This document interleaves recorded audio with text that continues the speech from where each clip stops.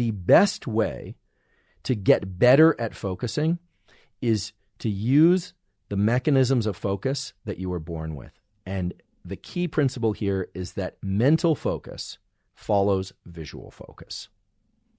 We are all familiar with the fact that our visual system can be unfocused, blurry, or jumping around, or we can be very laser focused on one location in space.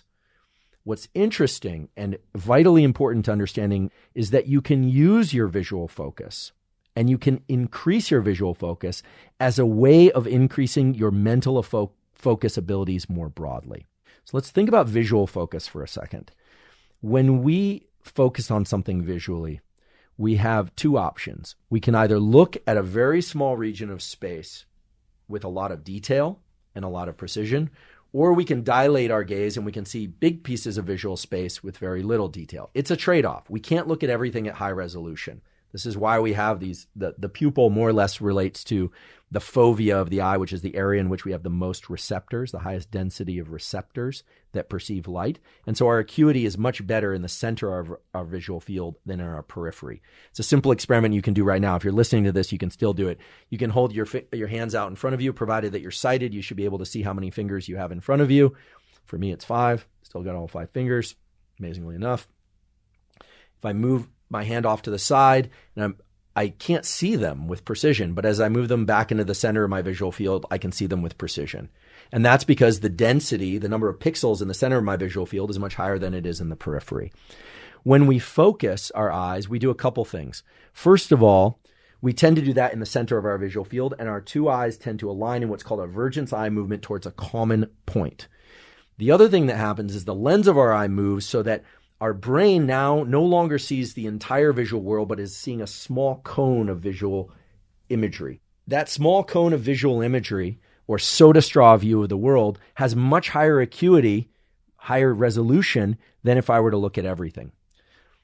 Now you say, of course, this makes perfect sense, but that's about visual attention, not mental attention. Well, it turns out that focus in the brain is anchored to our visual system. But assuming that somebody is sighted, the key is to learn how to focus better visually if you want to bring about higher levels of cognitive or mental focus, even if you're engaged in a physical task. Now, there's a remarkable phenomenon in animals where animals that have their eyes on the side of their head are scanning the entire visual environment all the time. They're not focused on anything. Think your grazing animals, your cows, your sheep, your birds, etc. But think about a bird picking up seeds on the beach or on concrete. That bird's head is up here. It's up about a foot off the ground, or if it's a small bird, about 6 inches off the ground. And its eyes are on the side of its head, and yet it has this tiny beak that can quickly pick up these little seeds off the ground with immense precision. Now, if you try to do that by staring off to the sides of the room and picking up items in front of you with high precision at that tiny scale, little tiny objects, you will miss almost every time. They do it perfectly, and they don't smash their beak into the ground and damage it. They do it with beautiful movement acuity also. So how do they do it?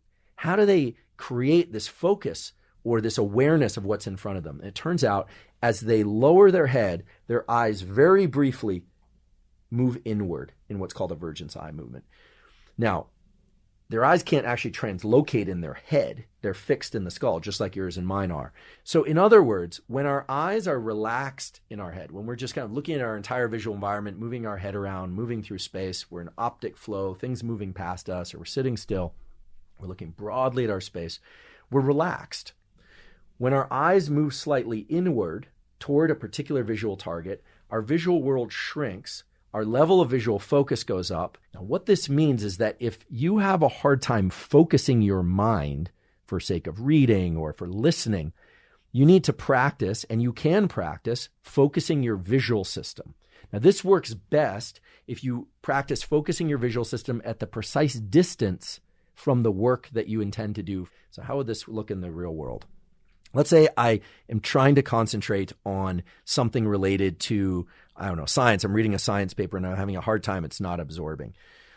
I might think that I'm only looking at the paper that I'm reading. I'm only looking at my screen, but actually my eyes are probably darting around a bit. Experiments have been done on this.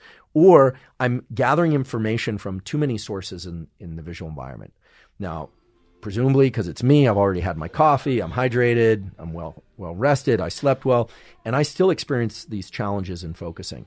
Spending just 60 to 120 seconds focusing my visual attention on a small window of my screen, meaning just on my screen with nothing on it, but bringing my eyes to that particular location increases not just my visual acuity for that location, but it brings about an increase in activity in a bunch of other brain areas that are associated with gathering information from this location.